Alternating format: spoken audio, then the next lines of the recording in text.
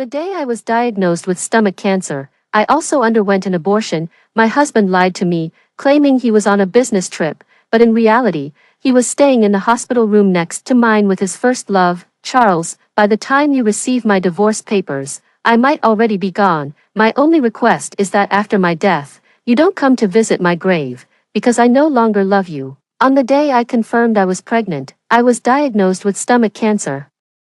It turned out that the frequent stomachaches and vomiting recently were not just because of the baby. On the day the diagnosis came out, I sat on the chair outside in a daze. The baby couldn't be saved. My chat record with Charles was still from a week ago. I texted, "Honey, I've been feeling my stomach uncomfortable recently. When will you be able to come back?" He had been on a business trip for a week, saying that he was going to meet a major client, and Jenny sent me a message, "Sis, lend my brother-in-law to me for another week." Okay, the divorce lawsuit is too difficult to handle. He's a professional, and I only trust him. I believe that my dear sister won't mind. Along with the message, there was also a video. In the video, Charles rolled up his sleeves and held a bowl of porridge. He looked at the camera helplessly. "Stop filming, eat well, don't turn around. If your stomach hurts, take the medicine, and don't complain that it's bitter again."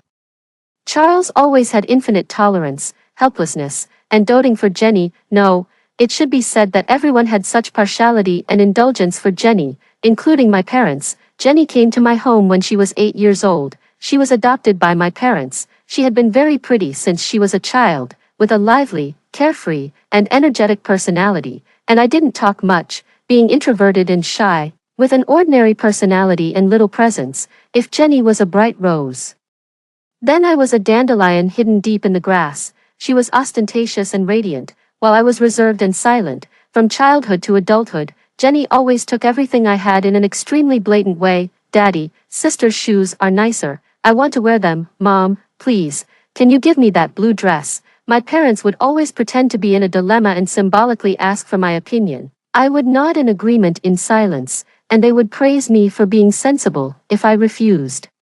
They would say, "You're the elder sister, you should give in to your younger sister a bit. Jenny isn't our biological child, she's psychologically fragile and sensitive.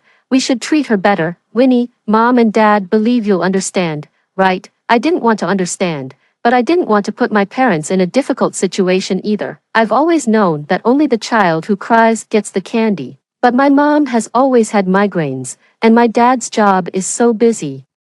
I didn't want to upset them just for a pair of shoes or a dress. When I was in high school, Jenny found out that I wrote in my diary that I liked Charles. She said with a laugh, "Half of the girls in the school like Charles. There's nothing to be shy about that, but what's so good about Charles? He has a bad temper and acts arrogant all day long. I can't understand why you all like him." Jenny said she would help me chase Charles and bring us together. On the basketball court, she hooked her arm around Charles's shoulder and said she wanted to learn to play basketball from him. I sat on the side and watched their bags for them. After it was over, Charles pretended to kick Jenny. "You're so bad at it but still love to play. You even ran forward with the basketball after committing a foul." "I'm a girl. How would I know the rules of basketball?" Jenny held my arm and acted coquettishly. "I'm not as good as my sister. She knows a lot about the NBA. Oh, I'm just clumsy."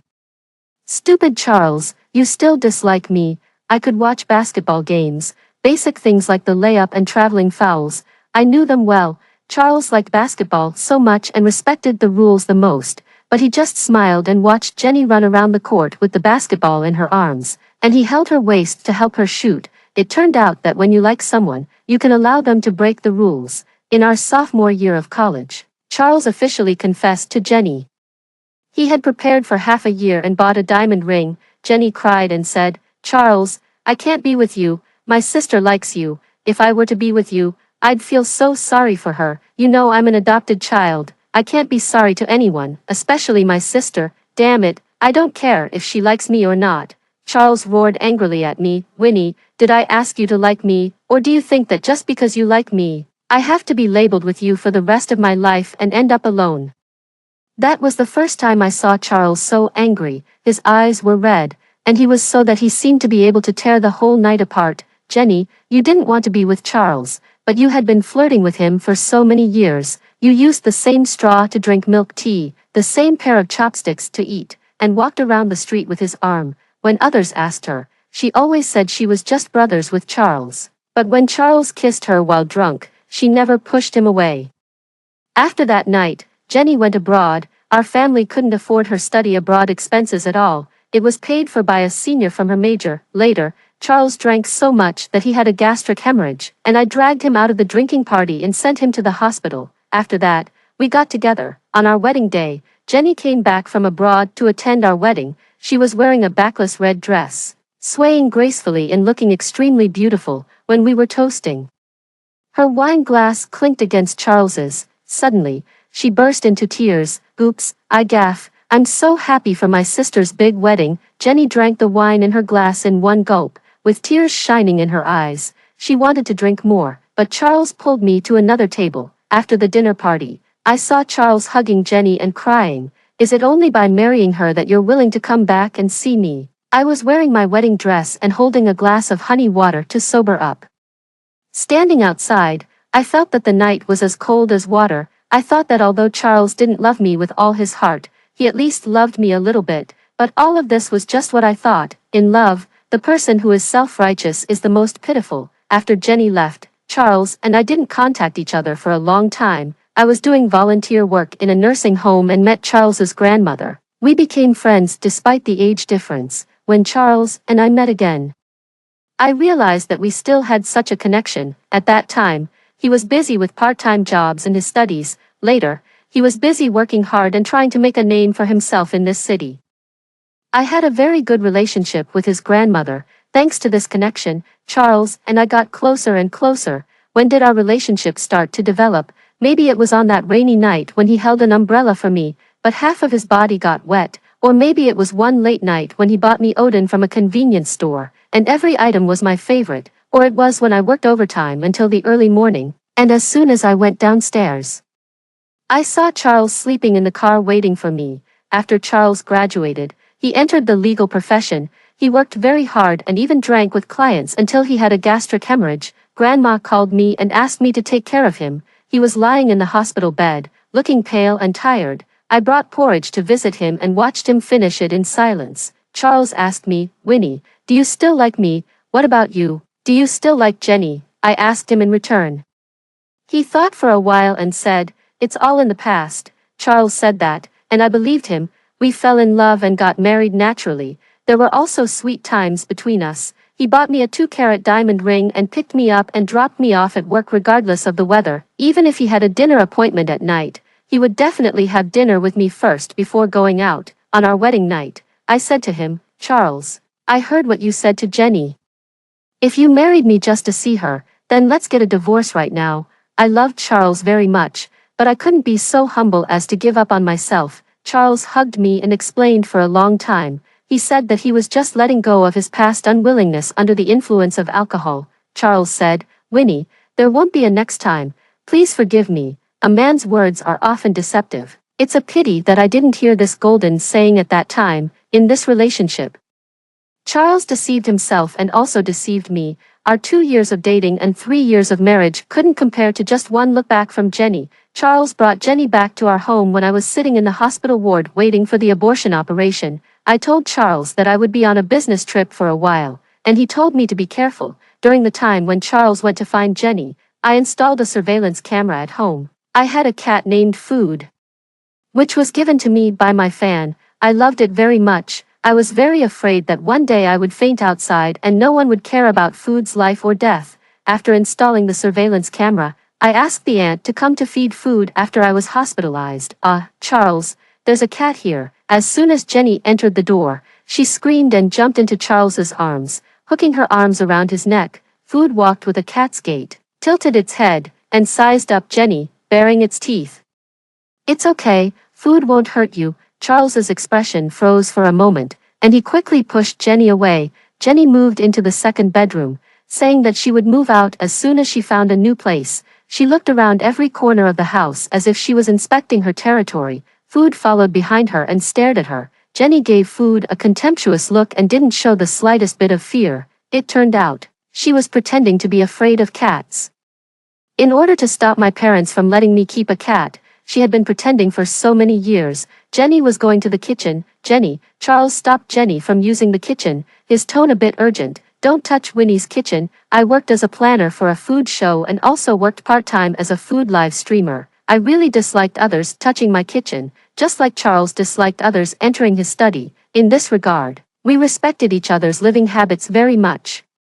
Jenny let out a pitiful, "Oh," but I knew that she would definitely touch my kitchen. Jenny, she would keep testing Charles's bottom line and test my position in Charles's heart. When I saw her deliberately break the couple's cups that Charles and I had, and then squat down and pierce her hand, I wasn't surprised at all. Jenny, that's just the kind of person she is. She might not want something, but she also wouldn't allow others to take it away. I told you not to enter the kitchen.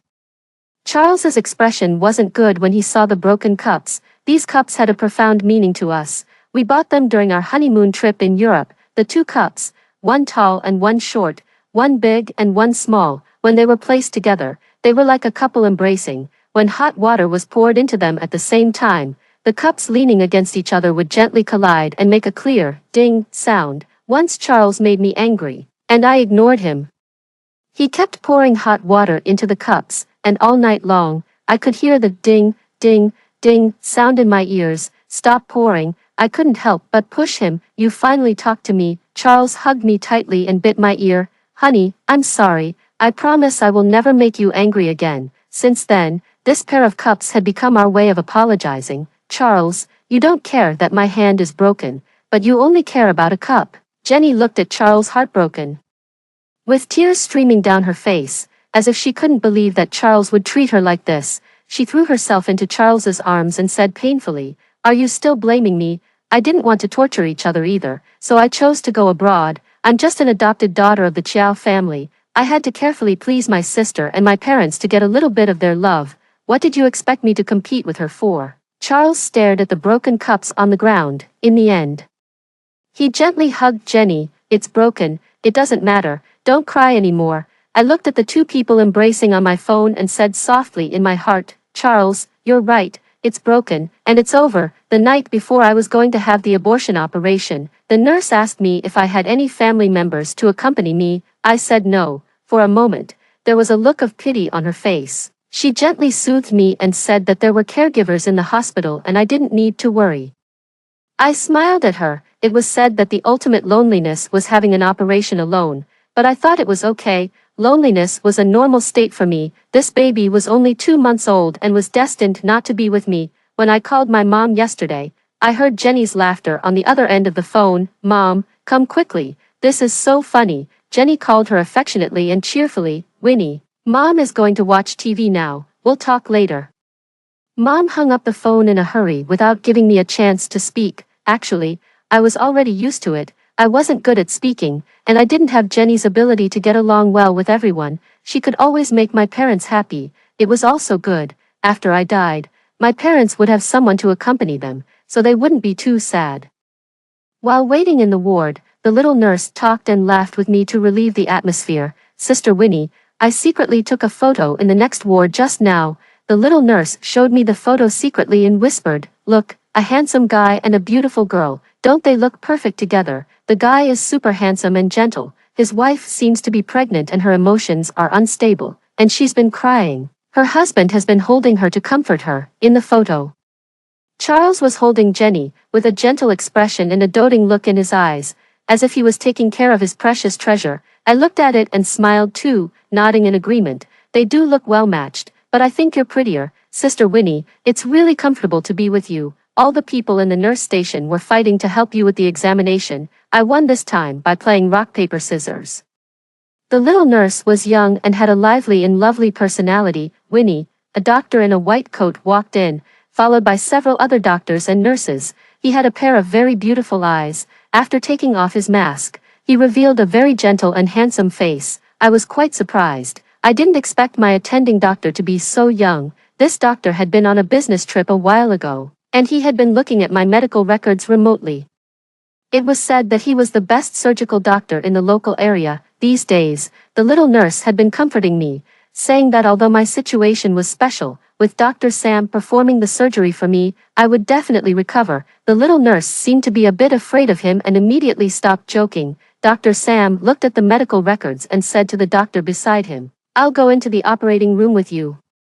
The other person seemed a bit surprised and his lips moved as if he wanted to say something. I was lying on the bed, and the little nurse pushed me out. As we were going out of the corner of my eye, I saw the people in the next ward come out. "Jenny, stop crying. It's not good for the baby. The doctor said that if you don't keep this baby, it will be very difficult for you to get pregnant again in the future. I hope you think about it carefully." Charles's patient voice came.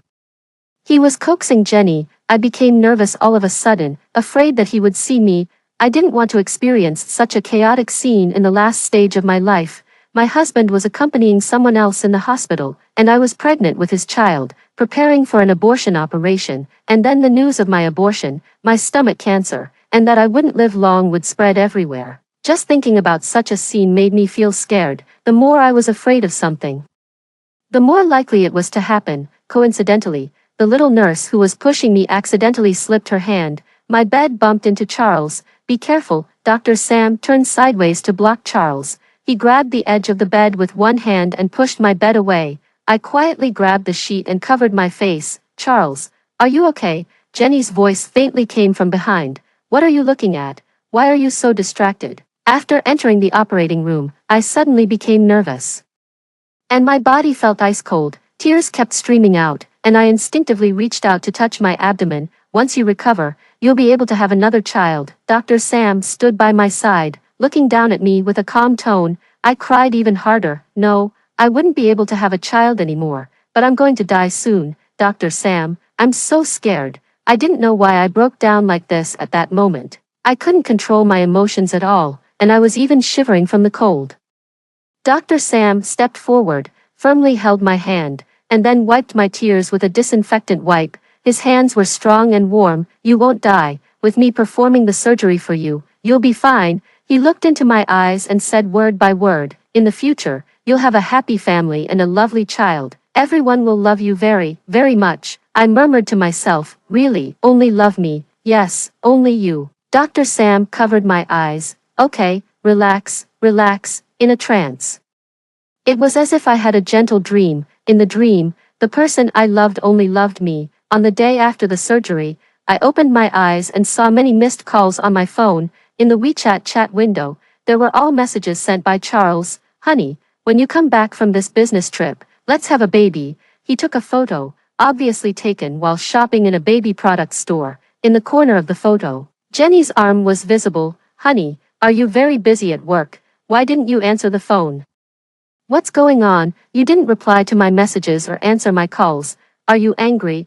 I've been a bit busy these days. How about we go on a vacation together when you're back?" Message after message, missed call after missed call. Was Charles worried? I turned on the home surveillance and took a look. Charles was pacing anxiously in the living room, constantly making calls and sending messages to me. Jenny came over to comfort him. "My sister isn't a child anymore.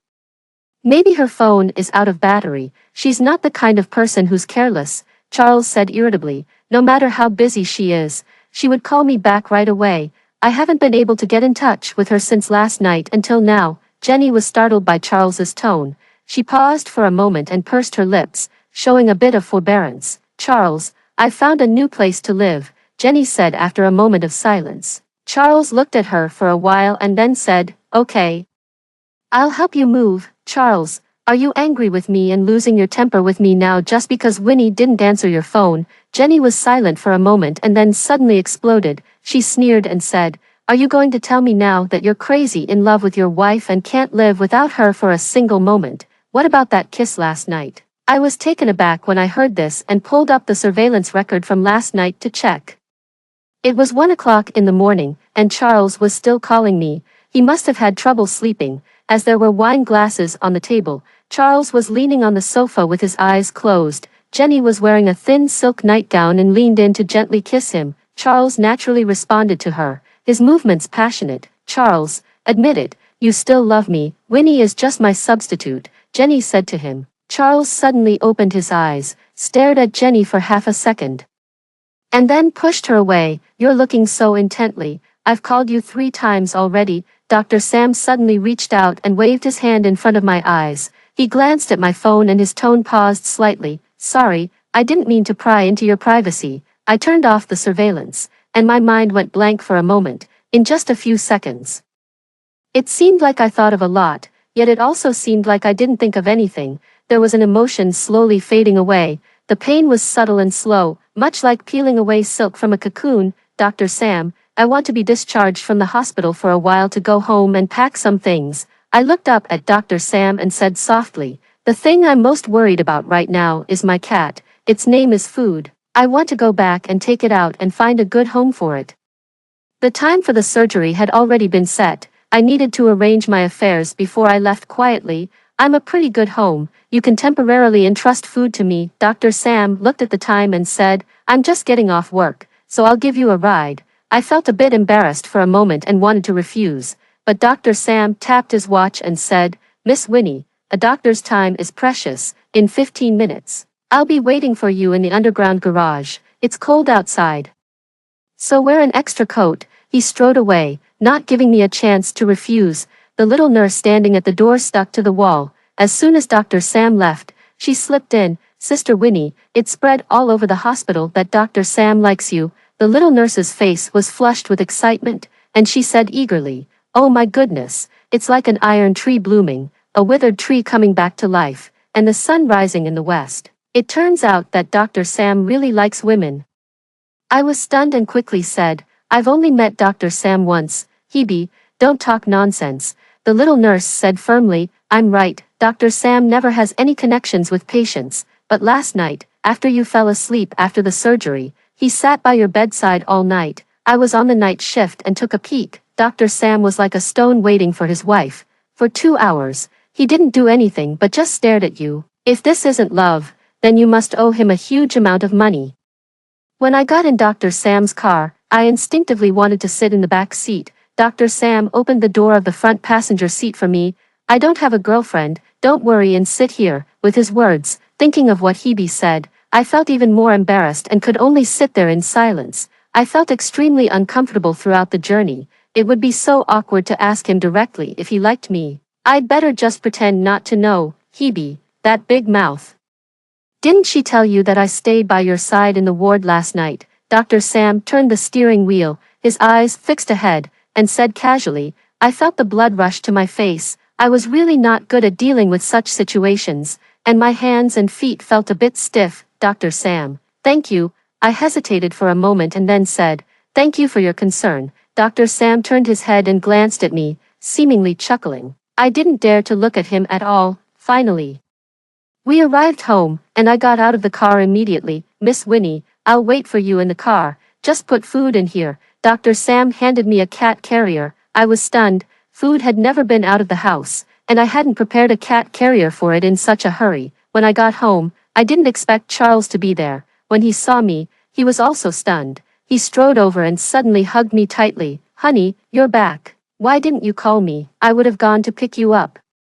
Charles held me tightly and then asked, "Was your phone out of battery? I kept calling you." I gently broke free from Charles's embrace and took a few steps back. "I'm fine, my phone was on silent, and I didn't hear it." I felt a bit of a stomachache as I spoke. Charles stared at me and said, "Why are you holding a cat carrier? Are you taking Food out?" "Yes, I'm going on a long business trip this time, and you're too busy. I'm going to leave Food with Jame to take care of for a while." I avoided his gaze. "Food," I raised my voice and called. Food rushed out of my room at once. It jumped into my arms excitedly and kept licking me. Okay, be good." I was immediately laughed by it and stroked its little head. I hadn't seen Charles for half a month. I thought that when we met again, I wouldn't be able to hold back my emotions. I would be in pain, question him, and lay out all the things about Jenny. But when I got home and saw Charles, I found that many things didn't matter anymore. The fact that Charles had kissed Jenny didn't matter anymore. Whether Charles still had feelings for Jenny in his heart didn't matter either, because in my heart, Charles was no longer important. I had already broken free from the cocoon of loving Charles and was completely ready to fly away. "Honey, you don't look well. Are you feeling unwell?" Charles came over and put his arm around my shoulder, saying in a low voice, You messaged me before saying your stomach was uncomfortable. Did you go for a checkup, or should I tell them and ask someone else to go on the business trip instead? Stomach discomfort. I was taken aback. Did I mention this to Charles? I actually had no memory of it. It's okay. I avoided Charles's hand and planned to pack some necessary things. I also wanted to take the little dolphin that food loved the most. But Charles suddenly grabbed my arm and forced me to look at him. What's wrong? I looked at him, not knowing why Charles was holding me so tightly. Charles seemed to be suppressing some emotions. His chest heaved, and then he said, Winnie, I always feel that you've changed a bit since you came back from this business trip. We need to talk. I couldn't help but laugh and said, yes, I've changed. I don't love you anymore, Winnie. Charles's voice suddenly rose, and his face darkened as he said, no matter what you're angry about, we can talk about it.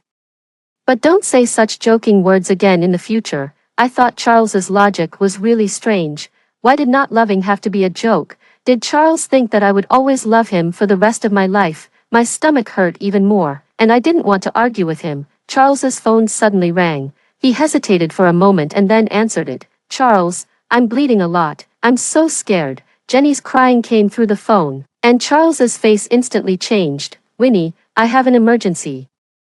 Just stay at home and wait for me to come back. Charles was in a hurry to go out. Charles, I called out to stop him. Charles turned his head to look at me. I asked him, is something wrong with a friend? Charles's hand on the doorknob paused slightly, and he quickly responded with an, and then went out. I looked at the closed door, just like my closed heart. Charles, I won't say goodbye to you, because we will never see each other again in this life. On the day I left, my stomach hurt so much that I couldn't straighten up, and I vomited blood.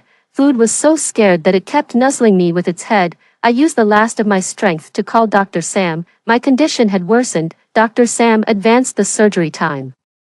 Dr. Sam, please give food to my good friend to take care of. Dr. Sam, there are 2 letters in the table by my bedside. Please help me send them out. Dr. Sam, thank you for liking me. I'm really happy. I like being liked by others. That day, I said a lot of things, afraid that if I didn't say some words, I wouldn't have the chance to. Winnie, you can take care of food yourself after you recover. I'll send the letters. Don't worry, I've liked you for 4 years. So you can be even happier. I was wheeled into the operating room. The shadowless lamp shone in my eyes, and the last thing I saw was Dr. Sam's eyes. Dr. Sam, I forgot to tell you that your eyes are really beautiful. It would be nice if you could smile more often. From Charles's perspective, ever since Winnie went on a business trip, I had a vague feeling that something was wrong. When she went on business trips in the past, she would always share with me the local delicacies and beautiful scenery, but this time, she didn't send me a single message. The latest message was when she said, honey, I've been feeling my stomach uncomfortable recently. When will you be able to come back? That message was already more than 2 months old. At that time, I was by Jenny's side, helping her with the divorce procedures. Her ex-husband was very overbearing, and Jenny was all alone in that city. I had no choice but to help her.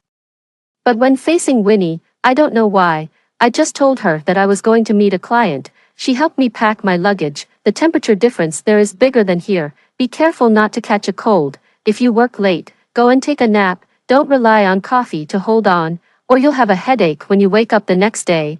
Winnie always spoke gently and slowly. She was methodical in doing things, giving instructions unhurriedly but just right. That night, I told her that we might as well try to have a baby. She hooked her arms around my neck, and a trace of blush appeared on her fair face. She was very beautiful. I went to see Jenny. She was still as ostentatious and bright as before. When she saw me, she punched me in the chest and called me brother-in-law with a smile. I felt uncomfortable at that moment and asked her to call me by my name. Jenny's matter was much more troublesome than I expected. I stayed there for more than half a month before I could go back. After I got back, Jenny had nowhere to live and wanted to come back to my place with me. Coincidentally, Winnie was on a business trip during that time, so I let Jenny stay in the second bedroom. I thought that I could handle Jenny's matter before Winnie came back. We could still be like we used to, but I didn't get the chance. The moment I saw the surveillance camera at home, I knew I had no chance. That day, I rushed Jenny to the hospital in a hurry and then rushed back home. There was a patch of blood on the floor at the door, and the door was still open. All my strength was instantly drained from my body, and my chest was so stuffy that I couldn't catch my breath. many terrifying pictures flashed through my mind, and in each picture, there was the sound of Winnie calling for help. That's when the letter arrived. The courier stood at the door of my house and hesitantly asked me if I needed him to call a doctor for me. I took the letter and opened it. It was a thin envelope, containing a divorce agreement and a letter written to me by Winnie. Charles, when you received this letter, I might no longer be in this world, but Dr. Sam said that with him around, I won't die. I also want to hold on to hope and welcome my new life. I'm sorry to tell you in this way that we once had a child.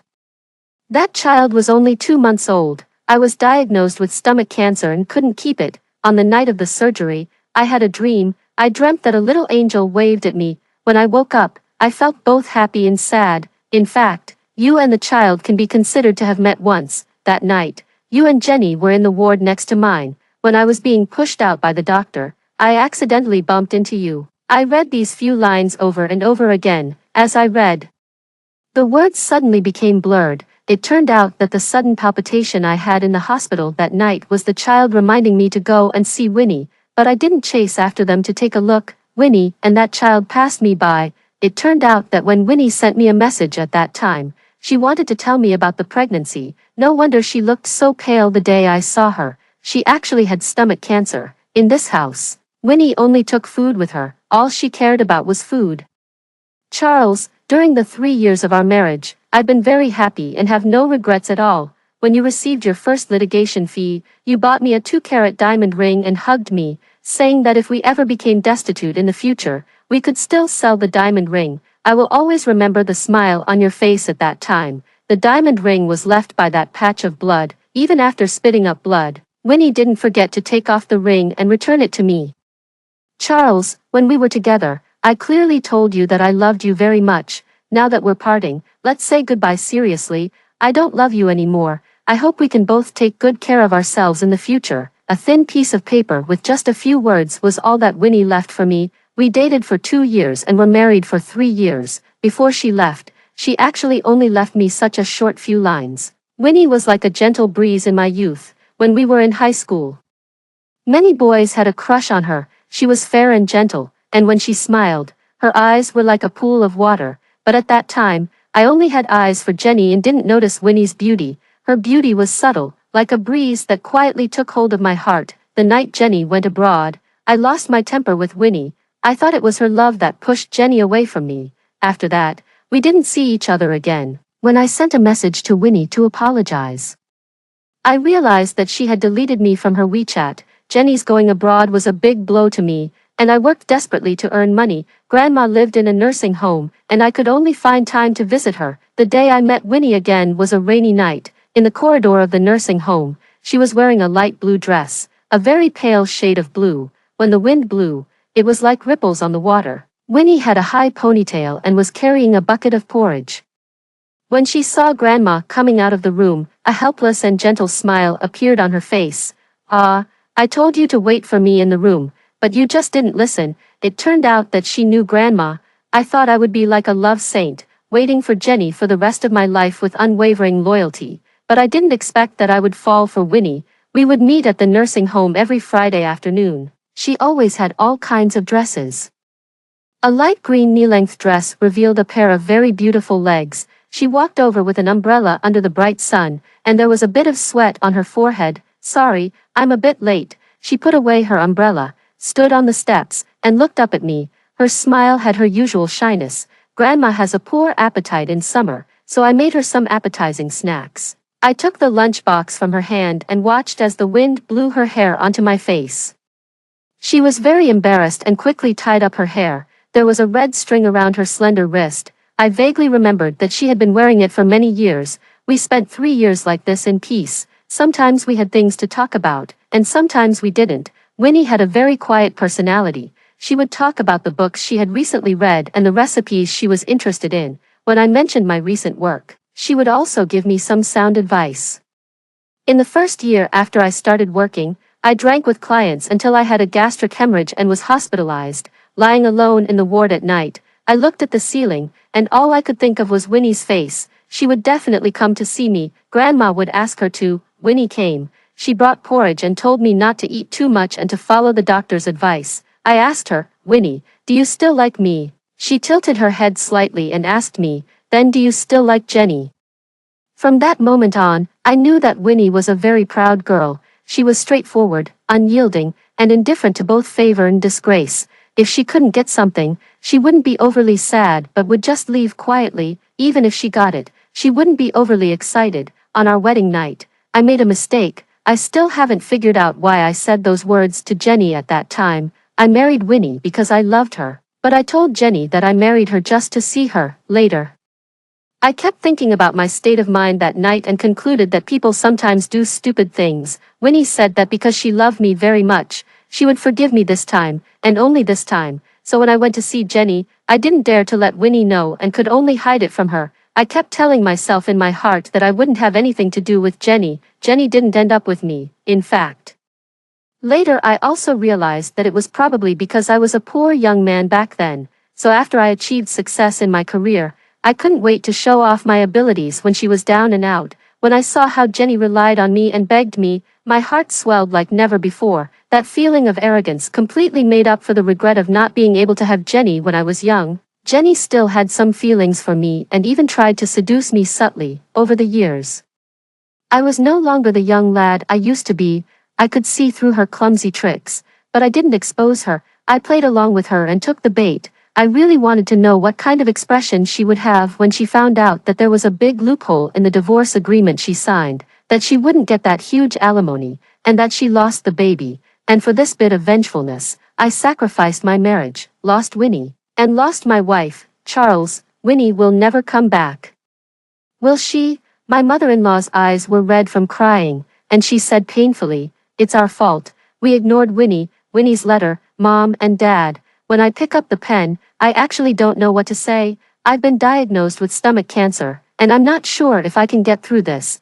There are some things that if I don't say them now, I might never have the chance to. In fact, since I was a child, I knew that I wasn't a very likable child. I stuttered when I was young, which made you face a lot of criticism behind my back, even at family gatherings. When I wanted to speak, Mom would cover it up by saying that I didn't like to talk and was easily shy. Gradually, I also became less talkative. I'm very shy about expressing my feelings. Dad, you probably like those lively and cute little girls. You always praise the girl next door for being so great, but it's so hard for me to say, "I love you." Dad, I love you. Mom, I'm sorry.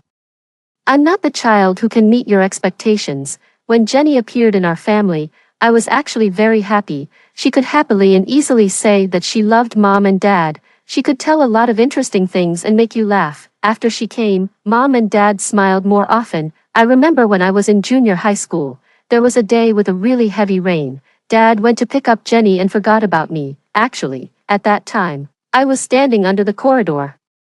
But I didn't call out to stop him. The rain stopped soon, and I could take the bus home. It was just from that time that I learned not to have too many expectations. Dad, you're prone to scapulohumeral periarthritis. Try to sit less and watch TV, go out and take a walk more often. Mom, when your migraine bothers you, you can smell the aromatherapy I made for you more often. I made it according to an ancient recipe, and it's still somewhat useful.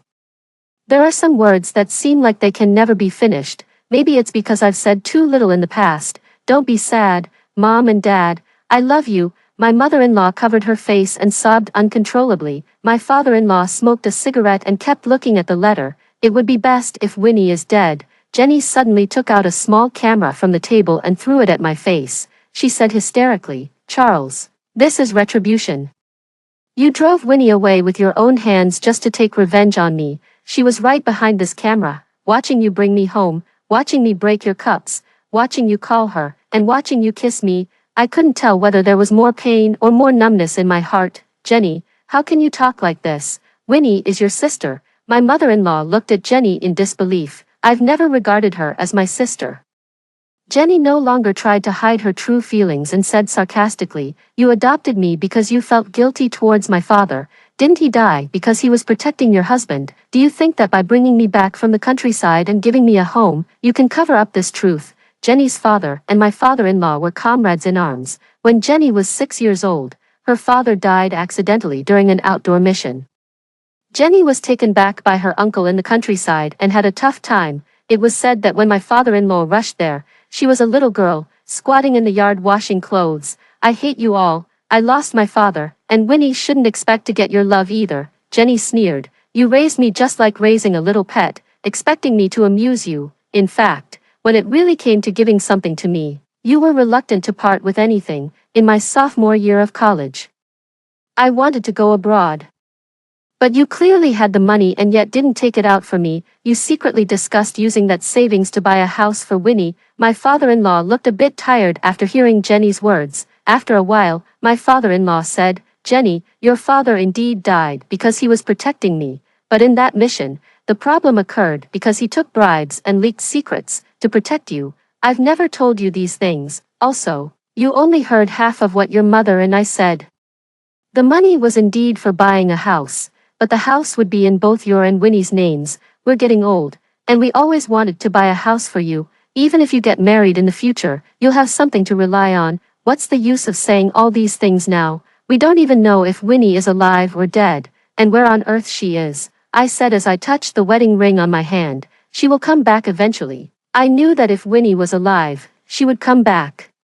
Because she needed to come back and get a divorce certificate with me. From Winnie's perspective, I finally walked through that long dark night and welcomed the light that belonged to me. That day, I woke up to the sound of crying. My dear daughter, my little Winnie, Mom didn't even have the chance to see you. Be good and you must recover. Why have you lost so much weight? No wonder you haven't updated for so long. It turns out you were sick. Woohoo, Mom's heart is broken. When you wake up, Mom will definitely love you well. Dr. Sam's mother, Ms. Lily, turned out to be my fan, with the nickname, Professional Kitchen Blaster for 50 years. Since I started being a food live streamer, she has always supported me. She often tipped me and also sent me pictures to show off the food she cooked. Over the past 4 years, although Auntie and I have never met in person, we have developed a deep relationship.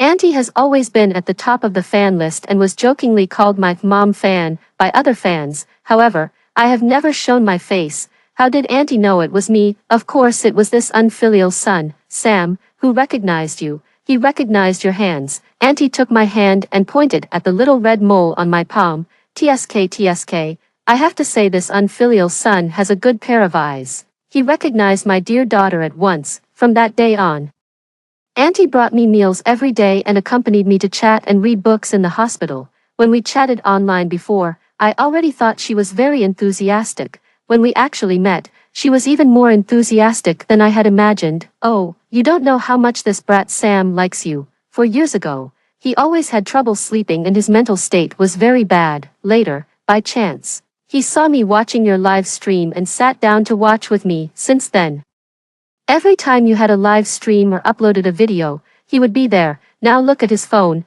it's full of your videos.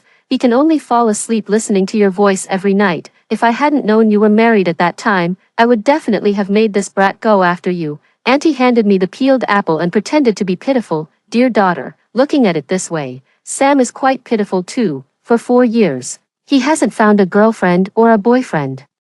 He just falls asleep listening to your voice. How about giving him a chance? Before my surgery, Dr. Sam clearly said that he liked me. I couldn't continue to play dumb and keep him waiting. Dr. Sam, we're not a good match. I'm still not divorced yet. You will be divorced eventually. The divorce agreement has already been sent out. Then I had an abortion, and I may not be able to have children in the future. I know. I was there during the surgery. As for the issue of having children, I don't really care whether we have a child or not. But I remember that you really wanted a child. Don't worry, all your indicators are fine. If I'm okay too, we can have a child. Even if my stomach cancer surgery is successful, I may not live for a long time. That's why I need to confess my feelings to you as soon as possible. We'll take each day as it comes. Auntie, who was hiding at the door, heard every word clearly. She stamped her feet in a hurry at the door and was caught red-handed by Dr. Sam. You blockhead, you're such a fool. This unfilial son is first class at making me angry on normal days, but when it comes to confessing to a girl, he talks like a greenhorn, without a brain. You cold-blooded fool, you deserve to be single, and you deserve to fail in your confession. Auntie was so angry that she gnawed on 2 apples in one go before calming down.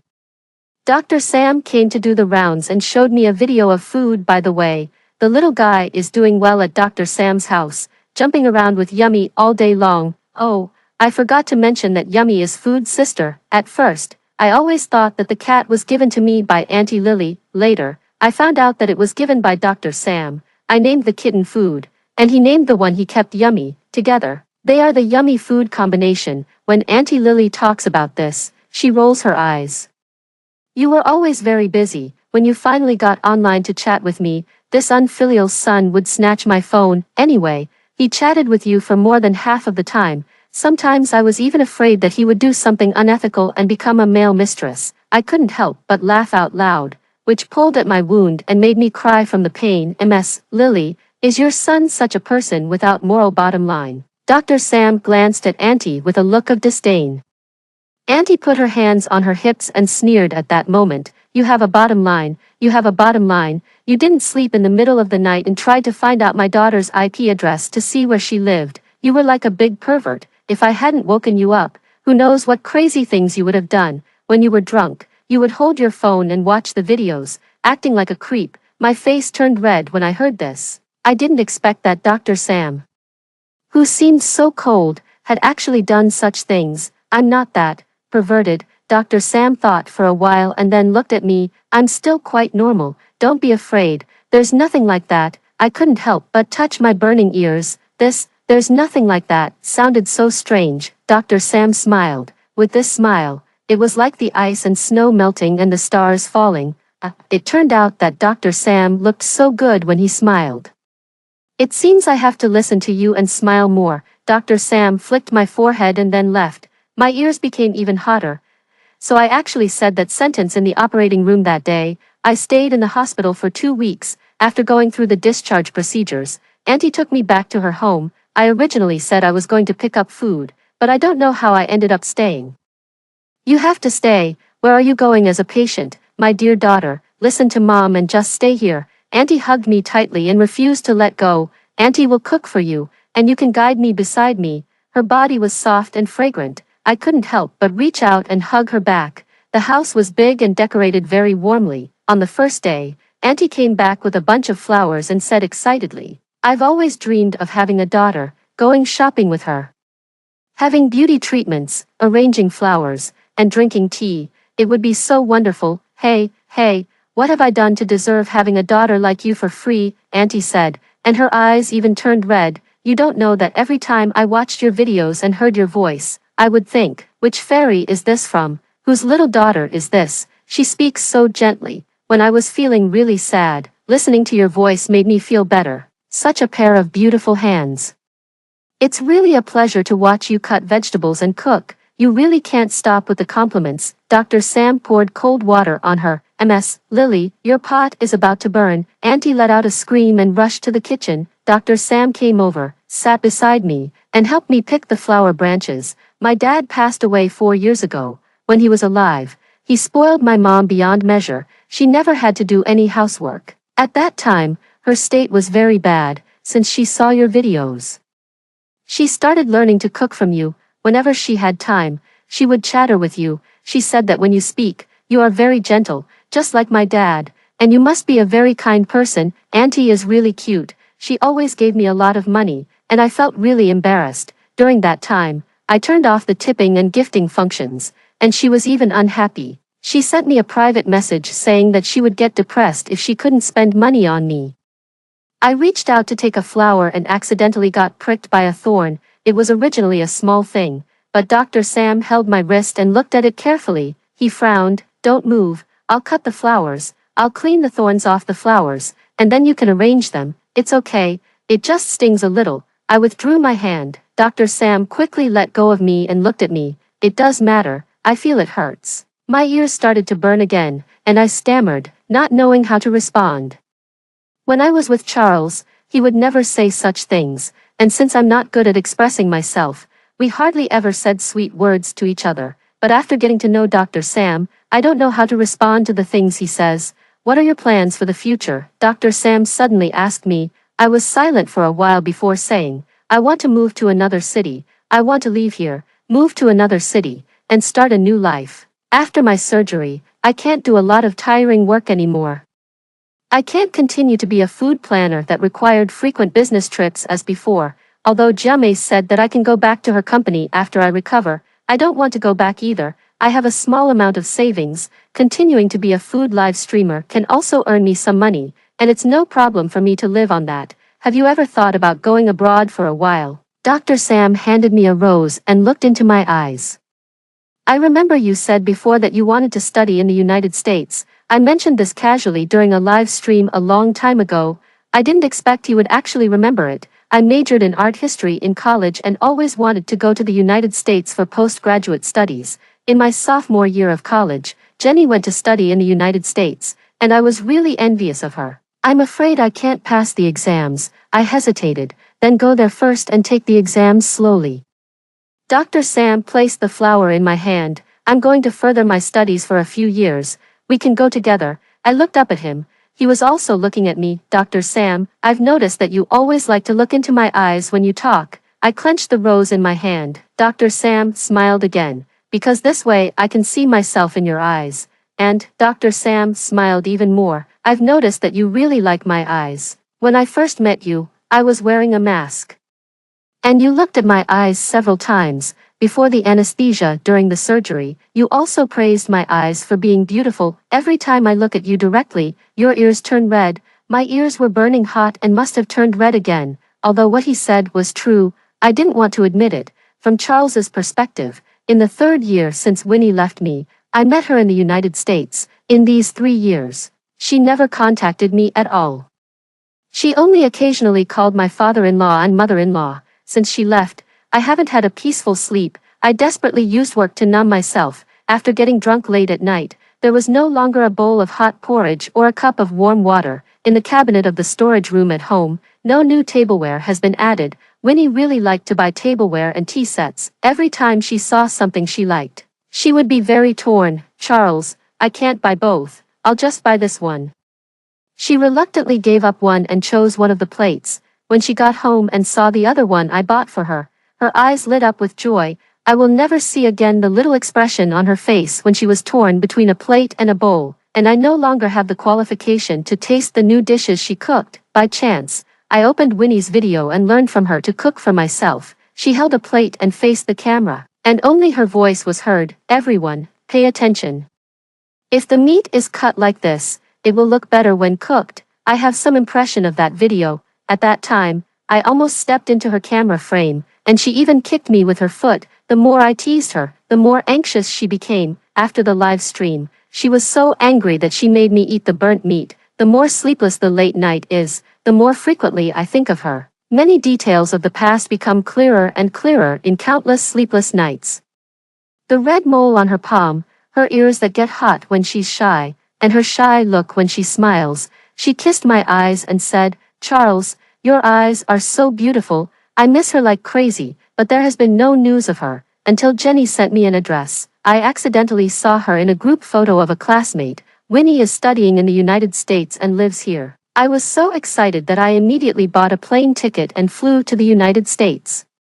The more than 10 hours on the plane were torture every minute and every second. I was thinking about what to say when I saw her. Winnie, I miss you so much. Winnie, can you forgive me one more time? Winnie, I was wrong. Many words went through my mind again and again, but I couldn't say a single one. I arrived at her address on a sunny afternoon. Winnie just walked out of the house. She was wearing a very beautiful white dress, with her hair tied up. She was gentle and beautiful. She rode a pink bicycle out of the garden and wandered back and forth on the path. I wanted to go over, but my steps seemed to be filled with lead. I wanted to call her name, but my throat seemed to be stuck. From the glass of a car beside me, I saw what I looked like now, unshaven, my clothes wrinkled, my face haggard, and my eyes tired. I panicked all of a sudden and immediately fled back to the hotel to tidy up my appearance. I was afraid that Winnie would be disappointed if she saw me like this. It took me 2 days to adjust my state before I dared to see her. On the way, I bought the gardenias that she liked the most. I waited at the door at 7 in the morning, after hesitating for a long time. I finally mustered up the courage to knock on the door. Not long after, someone came to open the door. It was a strange man who opened the door. He was wearing a black bathrobe and holding a cup of coffee in his hand. He had a gentle and refined appearance and a pair of very beautiful eyes. He was a bit surprised when he saw me, and then he gently frowned. she's still sleeping, please wait in the living room. He welcomed me in, I walked in mechanically, feeling numb all over and my tongue bitter. The living room was bright and comfortable. The sofa was the brown color that Winnie liked. And there was a knitted blanket thrown on it. Just by looking at the clumsy pattern, I knew it was knitted by Winnie herself. She was not good at making knitted items, but she always liked to try. In the open kitchen, there was a large cupboard, and various tableware were placed inside. On the cabinet at the door, there were many small dolls. Winnie always liked to buy such small things. On the tea table, there was a pair of couple cups. They were probably handmade, and the shape was very strange. The handles of the two cups could actually be hooked together. One cup had the letter S written on it, and the other had the letter W. I recognized that it was the letter written by Winnie. When she wrote W, the tail would always curl up. Coffee or tea? The man asked me. Tea, I said. He made a cup of tea for me. As soon as I smelled it, I knew it was the fruit tea made by Winnie. I always forgot to drink water when I was busy, so Winnie specially made a lot of fruit tea for me, which can clear the heart and improve eyesight. He sat down opposite me and sipped his coffee slowly. You may need to wait a bit longer. He looked at the time and said, she will probably sleep until 8:30. I noticed his open collar, and there was a red mark on his collarbone. He noticed my gaze and casually adjusted his collar. As time passed minute by minute, I felt like I was being fried in a pan. I could only keep looking around the house to relieve the painful suffering. The puzzle pieces scattered by the window, I could tell at a glance that it was a 1,000-piece puzzle of Van Gogh's sunflowers. Winnie had never finished it before. She was a very tenacious person, and now she had started to piece it together again. There were fresh gardenias in the vase, making the bunch I bought seem a bit redundant. Perhaps it wasn't just my flowers that were redundant. A cat suddenly rushed out from somewhere. It squatted on the flower stand and looked at me curiously. Food.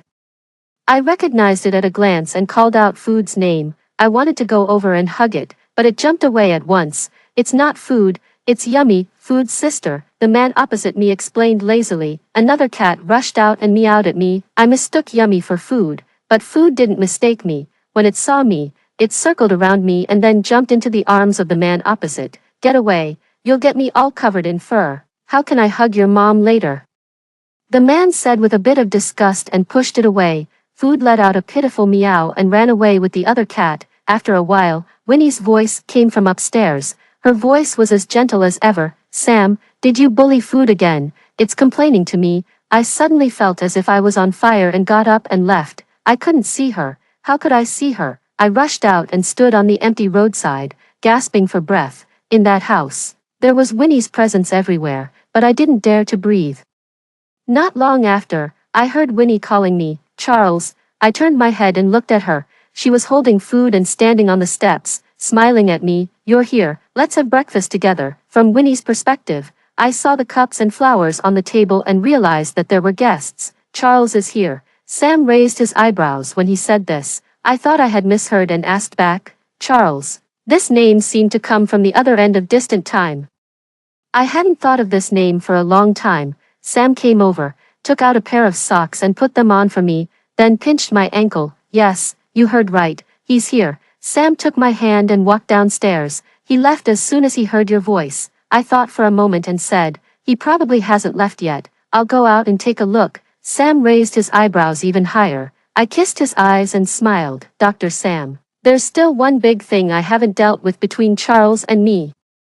Charles indeed hadn't left. He was standing under a big tree at the door. He had lost a lot of weight, and his eyes were a bit moist when he looked at me, as if out of control. Charles rushed over and hugged me tightly. I gently patted his back and said with a smile, Charles, long time no see, come in and sit for a while. He let go of me, turned his back to me, and it took him a long time to calm down. Sam was making breakfast, and Charles and I sat in the living room for a while. The flowers are beautiful, thank you.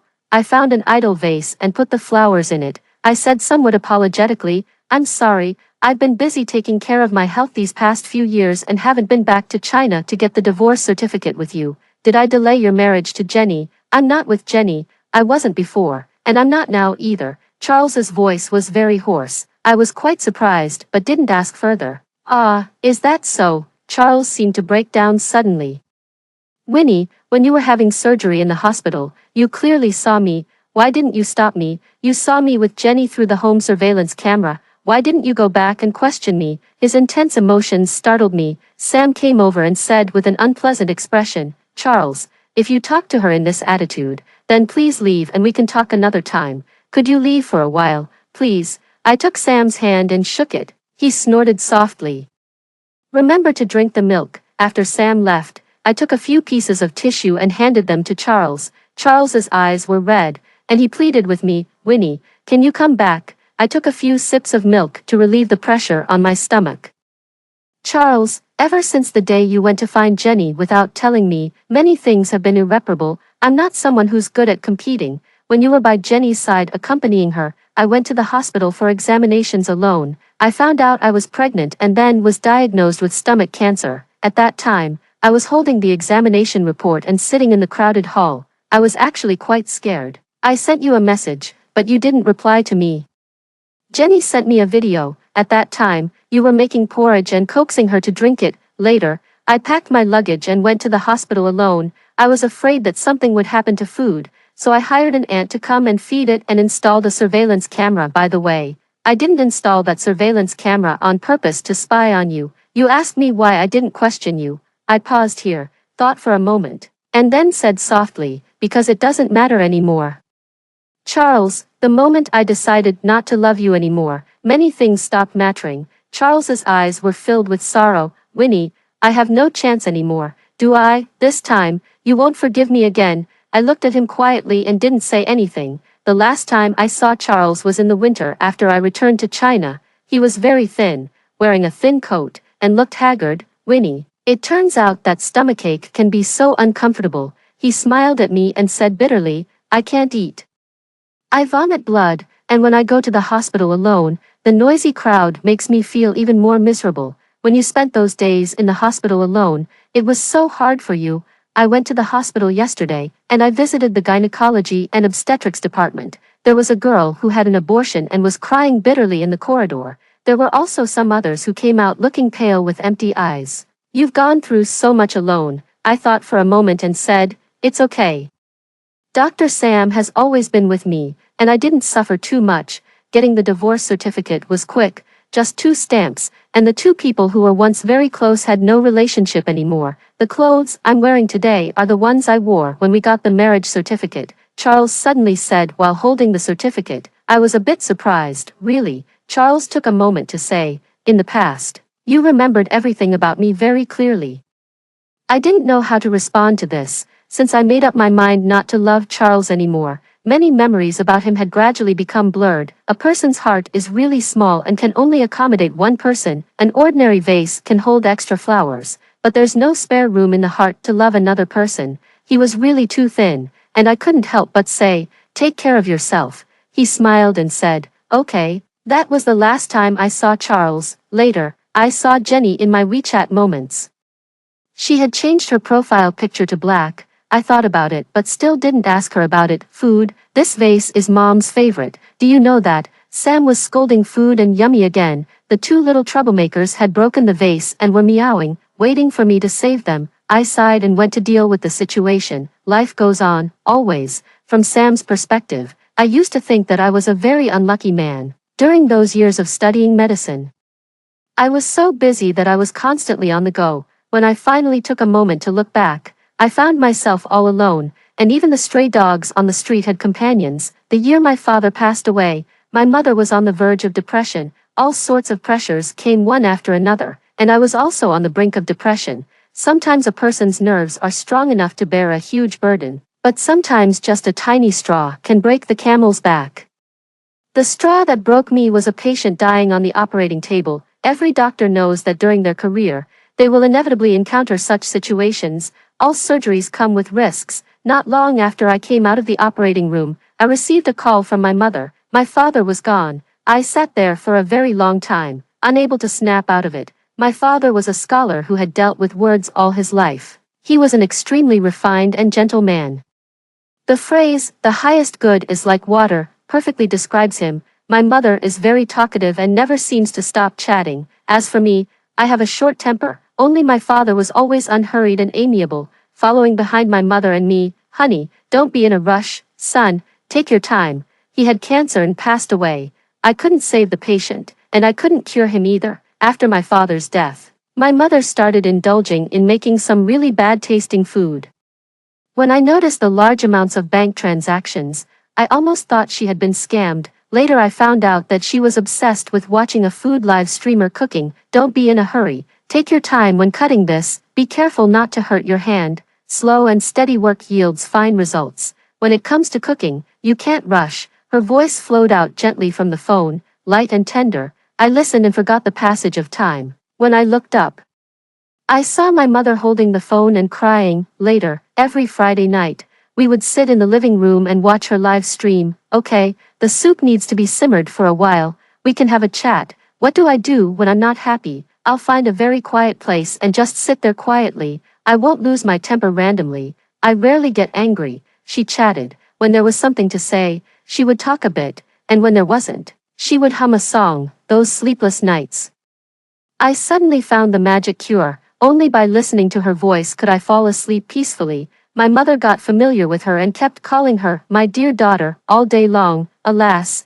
it's a pity that my dear daughter already has a husband. Yes, she had her own family. Sam, was truly an unlucky man. During her live stream, she accidentally mentioned that she had always wanted to have a cat since she was a child. Before I knew it, there were 2 little kittens in the house. My mother was so angry that she almost kicked me off the 15th floor. She still contacted Winnie and sent the kitten to her. My mother hid Winnie's address from me, fearing that I would go crazy looking for her. When Winnie had another live stream, she said seriously, "Thank you, Auntie who blows up the kitchen. I really like food, and I will definitely take good care of it." So, the little kitten yowling at my feet got its name, Yummy. My mother rolled her eyes and sneered, "Glutton." When I was on a business trip, a doctor sent me a medical record, saying that there was a patient he wanted me to take a look at. I recognized her name, Winnie. When I rushed back, she was lying in the hospital bed. She was wearing a blue hospital gown, with her hair down. She was gentle and beautiful, and her eyes were like spring water. When she talked to Hebe, her voice was soft, exactly the same as in the videos. I glanced at her palm, and sure enough, there was a red mole. Winnie came to have an abortion surgery alone and even ran into her husband and his lover. There was something wrong with her marriage. I thought to myself, Sam, you're actually a bit lucky. But then I also thought, I'd rather not have this bit of luck, having followed her for 4 years. I knew that she had an avoidant personality to some extent. For some things, if they're not made clear, she would never take the initiative to talk about them in her entire life. That night after the surgery, when she fell asleep, I stayed with her in the ward. In fact, she woke up in a daze in the middle of the night and wanted to drink water. I was the one who fed her, and she wasn't really conscious. For 4 years, I had been dreaming about what this woman looked like. Now that I saw her, I couldn't bear to take my eyes off her. Hebe, that big mouth, probed me. Dr. Sam, I think Sister Winnie in Ward 302 is so beautiful and gentle. If I were a man, I would definitely like her, I said to Hebe. Coincidentally, I am a man. Hebe covered her mouth on the spot and let out a squawk. The next day, it spread all over the hospital that the 7th greatest unsolved mystery in the world finally had an answer. It was determined that the sexual orientation of the so-called frigid Dr. Sam was that he liked women, especially that gentle and beautiful young lady in Ward 302. Well, that's good. This rumor reached Winnie's ears. When I talked to her, her ears turned so red that they seemed to be on fire. I vaguely remembered that once during her live stream, she suddenly disappeared for a moment. When she came back, her lips were a bit darker in color, and her ears were burning hot. I really wanted to explain to her that I wasn't frigid, but I couldn't say it. It would sound too much like flirting. Lily rushed to the hospital in a hurry, hugged her dear daughter and cried her eyes out, scaring Winnie quite a bit. She said, "Sam, you unfilial son, Winnie has suffered so much. If you dare to bully her by any means, don't blame me for severing the mother-son relationship with you, you unfilial son." Bully Winnie? How could I bully her? Just talking to her made her blush. And it even made me forget what I was going to say. Before, when I watched her live stream and fell asleep listening to her voice, I thought in my heart that she must be a woman worthy of being liked. Until I met her, I was even more certain of one thing. She was a woman who was truly worthy of being loved. She could be so scared that she shed tears and cried, "Dr. Sam, I'm so scared." but she was also very strong. When she watched the video of her husband kissing his lover, her expression was calm. At that moment, a thought popped into my head: I must never cheat, and I must never let Winnie down, otherwise, if one day she stopped loving me, this world would become a living hell. You're daydreaming. If my daughter likes a son like you, it would really be a blessing from our Song family's ancestors. We should burn some high incense. Ms. Lily poured cold water on me when Winnie agreed to go abroad with me. Ms. Lily went to burn incense that very night and also paid respects to my father. By the way, it's really a blessing from our ancestors. Sam, you unfilial son, have finally done a good thing. She was so excited that she couldn't sleep all night and even thought of the names for our future grandchildren. Winnie is a woman like the spring breeze. Where she passes by, there is warmth, everything is green, and my heart is filled with blooming flowers. When she was studying at school, I went to pick her up. Winnie was sitting on the grass, reading a book. A leaf fell on her hair, and she picked it up, took a look, and then, "Are you making a bookmark?" I walked over and asked her. Winnie said seriously, "Dr. Sam, I found your book of fate." She had been watching a TV drama recently, in which leaves were regarded as the book of fate. "Please, the god of fate, tell me where my love destiny is," I asked her with a smile. Winnie handed it to me and also laughed. "It's in your hands." She could be so cute sometimes. Later, Winnie asked me a question. She said, "Dr. Sam, you fell in love with me just by hearing my voice.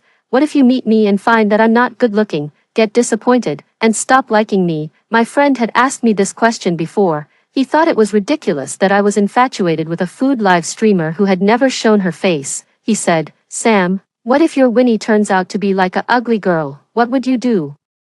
I was silent for a long time. "I've also tried to give up liking you, but I couldn't even sleep well," I told Winnie. At that time, I had no hope at all, so I just let myself go. It's as if green smoke is rising from my ancestral grave, and fate has brought you to my side. I like you, and you happen to be very beautiful. This is really a blessing from heaven for me. Sam, Winnie blinked her eyes, and her ears turned red again. It was also that night that we had our daughter. Time passes slowly. She has been by my side for many years. She became my girlfriend, the owner of Glutton, my wife, and the mother of my daughter. Sam, am truly an extremely lucky man. Ms. Lily, our ancestral grave is really emitting green smoke, or maybe my father is pulling some strings from below. Sam, you're so happy that you're bubbling over. The man loved by Winnie is the luckiest and happiest man in the world. After hearing the story above, what are your thoughts? Feel free to share your opinions in the comments section. Looking forward to hearing from you. If you liked this story, don't forget to like it, share it, and subscribe to my channel. See you next time.